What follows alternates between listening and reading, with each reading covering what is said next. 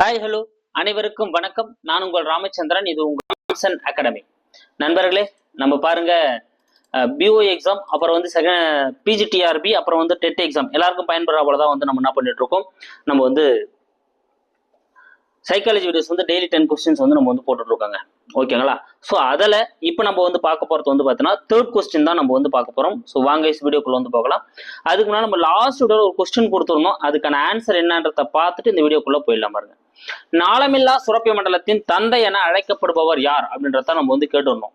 So இதனோட answer என்ன அப்படின்னு பார்த்தீங்கன்னா, ஸோ நாளமில்லா சுரப்பி மண்டலத்தின் தந்தை அப்படின்னு சொல்லிட்டு அழைக்கப்படுபவர் யார் அப்படின்னு பார்த்தீங்கன்னா நம்ம தாமஸ் அடிசன். யாருங்க? தாமஸ் அடிசன் அப்படின்றவர் தான் வந்து நாளமில்லா சுரப்பி மண்டலத்தின் தந்தையன் அழைக்கப்படுறாரு. ஓகேங்களா? ஸோ ஏன்னா இவர் வந்து நாளமில்லா சுரப்பி மண்டலம் எப்படி செயல்படுது, அந்த ஒளிவெல்லாம் எப்படி இருக்குது அப்படின்றத எல்லாமே வந்து என்ன பண்ணியிருப்பாருங்க, இவர் வந்து இது பண்ணியிருப்பாரு. அதனால வந்து நாளமில்லா சுரப்பி மண்டலத்தின் தந்தைன்னு சொல்லிட்டு இவர் வந்து அழைக்கப்படுறாரு.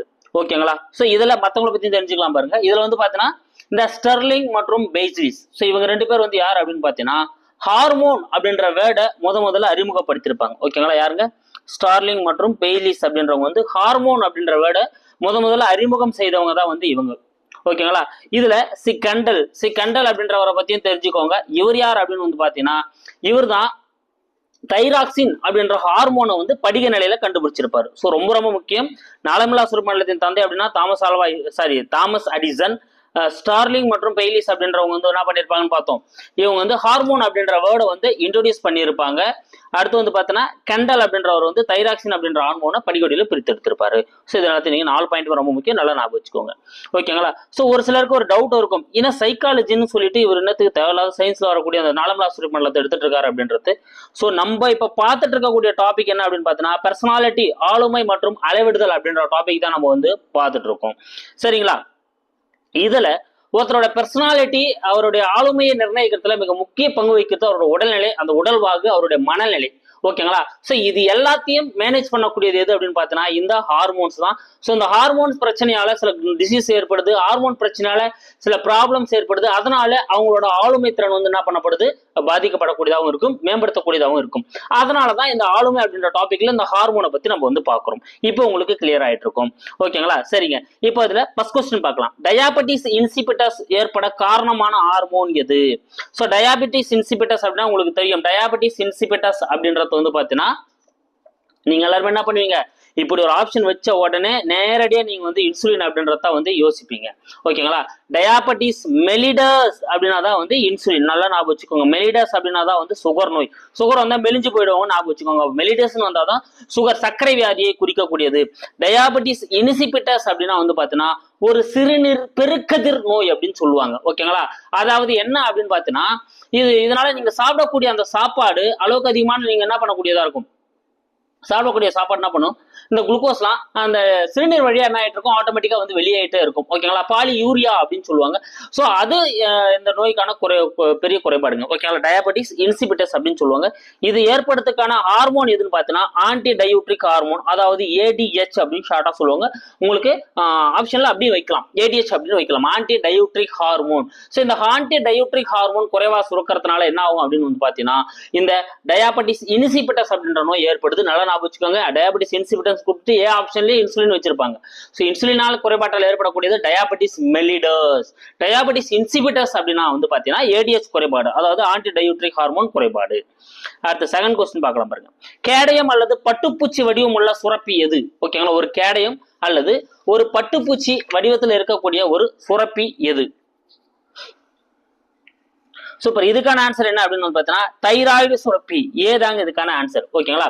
சோ இது கழுத்து பக்கத்துல காணப்படக்கூடிய ஒரு சுரப்பிங்க. எங்க காணப்படக்கூடியதா இருக்கும்? கழுத்து பக்கத்துல காணப்படக்கூடிய ஒரு சுரப்பி தான். ஓகேங்களா? இது எப்படி இருக்குமா, சோ அந்த பட்டாம்பூச்சி எப்படி தாங்க இருக்கும். சோ இது கழுத்து, இந்த குரல் வலை, இந்த இடத்த வந்து இந்த சுரப்பி எப்படி காணப்படும். சோ பட்டாம்பூச்சி ரெக்க வச்சு பறிக்கிறாப்புல இருக்கு இல்லைங்களா? சோ அதனால பட்டாம்பூச்சி வடிவம் அப்படின்னு சொல்றாங்க. அப்ப இது வந்து தைராய்டு சுரப்பி தான் வந்து அப்படி அழைக்கப்படுது. குரல் வலைக்கு வந்து பார்த்தோன்னா காணப்படக்கூடிய ஒரு சுரப்பி. அடுத்து ரொம்ப முக்கியமானது, ஒவ்வொரு நாளும் தைராய்டு சுரப்பியானது தைராக்சினை சுரக்க எவ்வளவு அயோடின் தேவைப்படுகிறது? ரொம்ப முக்கியமான ஒரு ஹார்மோனுங்க இது. ஏன்னா ஒருத்தருடைய ஆளுமையை பெருமளவு நிர்ணயிக்கக்கூடியதுல வந்து ஹார்மோன் எதிரான இந்த ஹார்மோன் தான் பெருமளவு வந்து பார்த்தீங்கன்னா ஆளுமையை நிர்ணயிக்கக்கூடியதா வந்து இருக்குங்க. ஸோ அதனால இந்த தைராக்சின் அளவு நம்மளுக்கு இருக்கணும் அப்படின்னா அயோடின் வந்து நம்ம உடலுக்கு தேவையான அளவு வந்து இருக்கணும். ஓகேங்களா? அதுல ஒரு நாளைக்கு எவ்வளவு அயோடின் இருந்தா நம்மளுக்கு வந்து பாத்தீங்கன்னா தைராய்டு சுரப்பி நம்மளுக்கு தேவையான அந்த தைராய்டு சுரக்கும் அப்படின்னா 120 மில்லிகிராம். ஓகேங்களா? சோ தைராய்டு நம்மளுக்கு சுரக்கணும் அப்படின்னா 120 மில்லிகிராம் நீங்க வந்து உப்பை வந்து அயோடினை வந்து நீங்க என்ன பண்ணணும், எடுத்துக்கணும் அப்படின்னு சொல்றாங்க. அப்ப சீதா வந்து இதுக்கான சரியான ஆன்சர் 120 மில்லிகிராம். 4வது கேள்வி பார்க்கலாம் பாருங்க. மனித உடலில் கால்சியம் மற்றும் பாஸ்பரஸ் வளர்ச்சிதை மாற்றத்தை ஒழுங்குபடுத்துவது எது? சோ மனித உடலை எடுத்தீங்க அப்படின்னா அதுல கால்சியம் மற்றும் பாஸ்பரஸ் இந்த ரெண்டு அந்த மாற்றங்கள் இருக்கு இல்லையா, இந்த கால்சியம் மற்றும் பாஸ்பரஸோட அந்த வளர்ச்சிதை மாற்றத்தை ஒழுங்குபடுத்தக்கூடிய ஹார்மோன் எது? சூப்பர். இதுக்கான ஆன்சர் என்ன அப்படின்னு பார்த்தோம்னா பாராத் ஹார்மோன். பி தாங்க இதுக்கான ஆன்சர். அதாவது நீங்க தைராய்டு படிச்சீங்க அப்படின்னா அதனோட தொடர்ச்சியா நீங்க படிக்க வேண்டியது பாரா தைராய்டு சுரப்பி. அதாவது தைராய்டு சுரப்பியோட பின்புறத்துல காணப்படக்கூடிய ஒரு வட்ட வடிவிலான ஒரு சுரப்பி தான் இந்த பாரா தைராய்டு சுரப்பி. ஓகேங்களா? இந்த சுரப்பி தான் பாராத் ஹார்மோன் அப்படின்ற ஹார்மோனை சுரக்குதுங்க. அந்த ஹார்மோனோட செயல்பாடு தான் நம்மளுக்கு கால்சியம் மற்றும் பாஸ்பரஸ், உடலுக்கு தேவையான கால்சியம் மற்றும் பாஸ்பரஸ் வளர்ச்சிதை மாற்றத்தை வந்து ஒரு ஒழுங்குபடுத்தக்கூடிய ஒரு வேலையை வந்து செய்யக்கூடியதா வந்து இருக்கு. அப்ப பீதா வந்து இதுக்கான ஆன்சர் பாராத் ஹார்மோன். அடுத்து 5வது கேள்வி. நாளமில்லா மற்றும் நாளமில்லா சுரப்பியாக செயல்படும் சுரப்பி எது? அதாவது நாளமுள்ள நாளமில்ல, அதாவது 2 விதமான சுரப்பிகள் நம்ம உடல்ல காணப்படக்கூடியதா இருக்கும். நாளமுள்ள சுரப்பிகள், நாளமில்லா சுரப்பிகள் சொல்லுவாங்க. நாளமுள்ள சுரப்பிகள் அப்படின்னா வந்து பாத்தீங்கன்னா இது வந்து சில சுரப்பிகளை வந்து சுரக்கக்கூடியதா இருக்கும். அதாவது வந்து பாத்தீங்கன்னா சில நொதிகளை வந்து சுரக்கக்கூடியதா வந்து இருக்கும். ஆனா நாளமில்லா சுரப்பிகள் தான் ஹார்மோனை நம்மளுக்கு வந்து தரக்கூடியது. இப்படி 2 விதமான ஒரு செயல்பாடுகளை செய்யக்கூடிய சுரப்பி, அதாவது இதுக்கு இன்னொரு பேர் இருக்கு, இரட்டை சுரப்பி அப்படின்ற ஒரு பேர் இதுக்கு இருக்குங்க. ஓகேங்களா?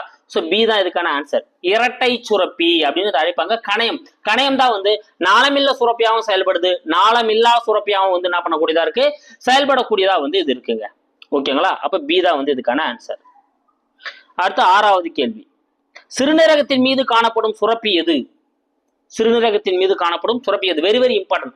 ஆளுமையை பார்க்கறப்போ வந்து பாத்தீங்கன்னா தைராய்டு எவ்வளவு முக்கியம் பார்த்தங்களோ அதே போல இந்த அட்ரினல் சுரப்பியும் வெரி வெரி இம்பார்ட்டன்ட். இதுவும் வந்து மிக முக்கிய பங்கு வகிக்குது ஒருத்தரோட ஆளுமையை வந்து நிர்ணயிக்கத்துல. என்ன ரீசன் போக உங்களுக்கு நான் சொல்றேன் பாருங்க. அப்படி சிறுநீரகத்தின் மீது காணப்படக்கூடிய ஒரு சுரப்பி எதுன்னு பார்த்தீங்கன்னா இந்த அட்ரினல் சுரப்பி. ஓகேங்களா? இந்த அட்ரினல் சுரப்பி தான் வந்து பாத்தீங்கன்னா அந்த சிறுநீரகத்தின் மேல் காணப்படக்கூடியதா இருக்கு. அதனாலதான் இதுக்கு பேர் என்ன சொல்லுவாங்கன்னா சிறுநீரக மேற் சுரப்பிகள் அப்படின்னு சொல்லுவாங்க. ஓகேங்களா? சூப்பரானல் கிளான்ஸ் அப்படின்னு இதுக்கு வந்து ஒரு பேர் இருக்குங்க. ஓகேங்களா? அப்ப அட்ரினல் சுரப்பி தான் வந்து சிறுநீரகத்தின் மேல் காணப்படக்கூடிய ஒரு சுரப்பி. ஓகேங்களா? இது 2ஆ பிரிச்சிருப்பாங்க. அட்ரினல் கார்டெக்ஸ், அட்ரினல் மெடுலா அப்படின்னு சொல்லிட்டு இதெல்லாம் பண்ணிருப்பாங்க. மறுபடியும் 2ஆ பிரிச்சிருப்பாங்க. நம்ம பார்க்கலாம்.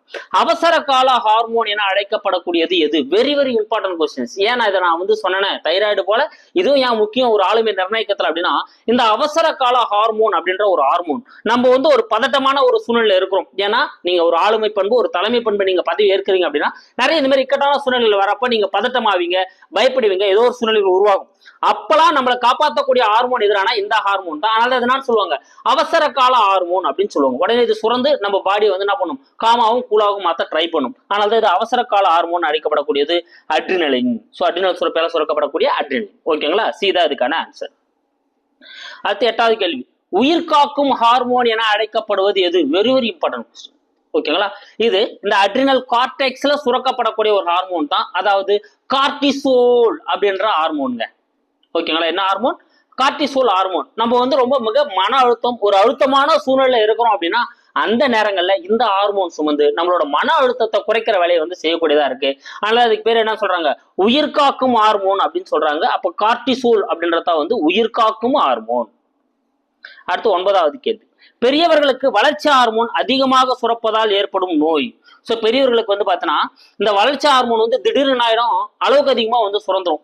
அப்படி அளவுக்கு அதிகமாக சுரப்பதால் ஏற்படக்கூடிய நோய் எது அப்படின்றத வந்து உங்களுக்கான கேள்வி.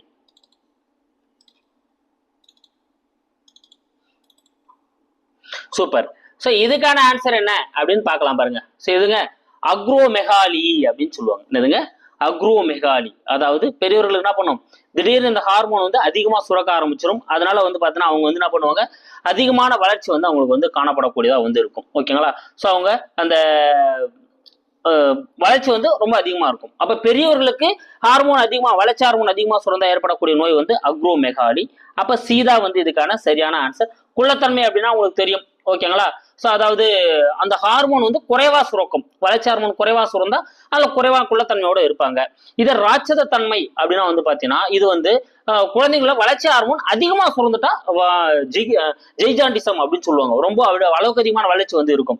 ஓகேங்களா. இதே கிரிட்டினிசம் அப்படின்னா வந்து பாத்தீங்கன்னா, கிரிட்டினிசம் அப்படின்னா குழந்தைகளுக்கு இந்த தைராய்டு சுரப்பு வந்து ஒரு குறைவா சுரக்கும், அதனால அவங்களோட மன வளர்ச்சி உடல் வளர்ச்சி வந்து குறைவா காணப்படும். அதுதான் வந்து கிரிட்டினிசம் அப்படின்னு சொல்றாங்க. ஓகேங்களா. ஆனா இதுக்கான ஆன்சர் அக்ரோமெகாலி. அடுத்து 10வது கேள்வி, கல்லின் நோய் என அழைக்கப்படுவது எது? கல்லின் நோய், கல்லின் நோய் என அழைக்கப்படுவது எது?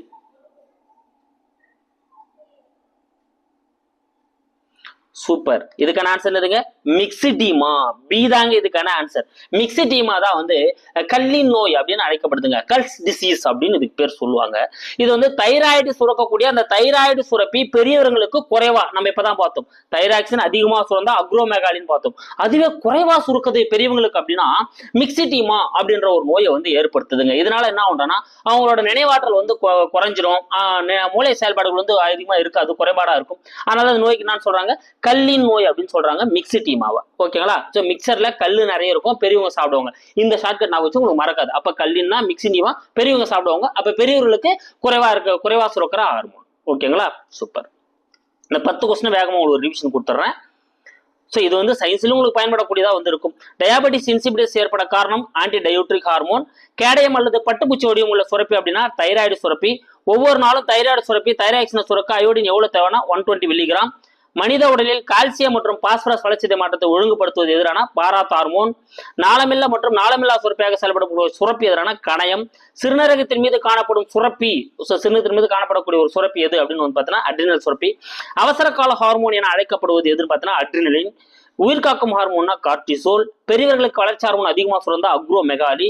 கல்லி நோய் அப்படின்னா மிக்சிடீமா. இது வந்து வளர்ச்சி ஹார்மோன் குறைவா சுரக்கத்தினால ஏற்படக்கூடிய பெரியவர்களுக்கு ஏற்படக்கூடிய நோய் மிக்சிடீமா. இதான் கல்லி நோய்னு அழைக்கப்படுது. ஸோ இந்த வீடியோக்கான உங்களுக்கான கொஸ்டின் பாருங்க, very very important question. 3F hormone என அழைக்கப்படுவது எது? 3F ஹார்மோன் என அழைக்கப்படுவது எது? இந்த கொஸ்டின் நம்ம வந்து எதிர்பார்க்கலாம், ஏன்னா இது வந்து ஆளுமையா கூட மிக தொடர்புடைய ஒரு ஹார்மோன். அப்ப 3F ஹார்மோன் என அழைக்கப்படுவது எது அப்படின்றது இந்த 4 ஆப்ஷன்ல எது வரும் அப்படின்றத கமெண்ட்ல சொல்லுங்க.